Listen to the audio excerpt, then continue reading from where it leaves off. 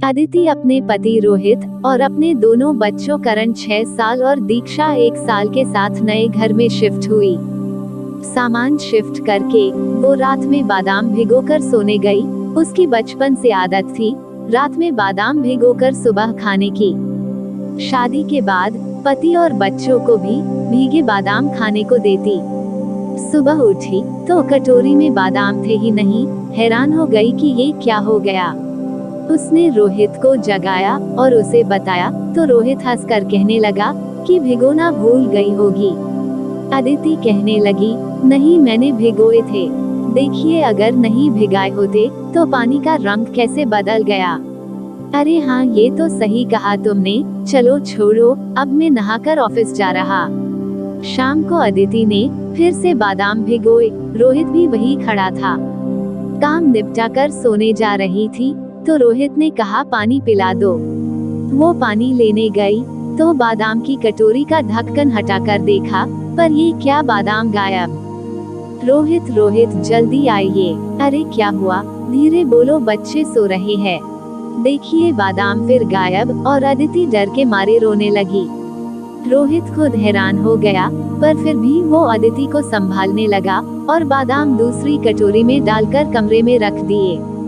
सारी रात कभी रोहित तो कभी अदिति कटोरी को खोलकर देखते बादाम थे।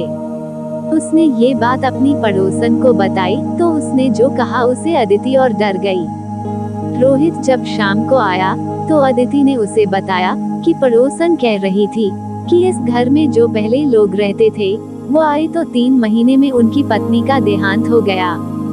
हो ना हो ये उसी का साया है जो हमें परेशान कर रहा है। रोहित भी अब डरने लगा।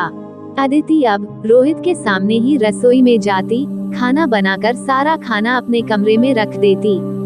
फिर शाम को रोहित के आने के बाद ही उनके साथ रसोई में जाती।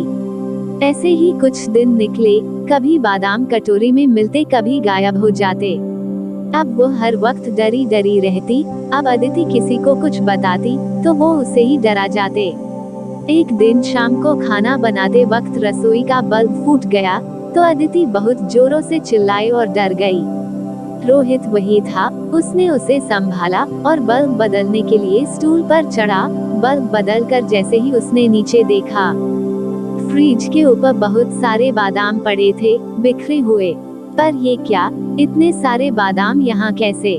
उसने अदिति को बताया। वो तो जैसे कुछ सोचने समझने की स्थिति में नहीं थी। पर रोहित अब कुछ चौकन्ना हो गया।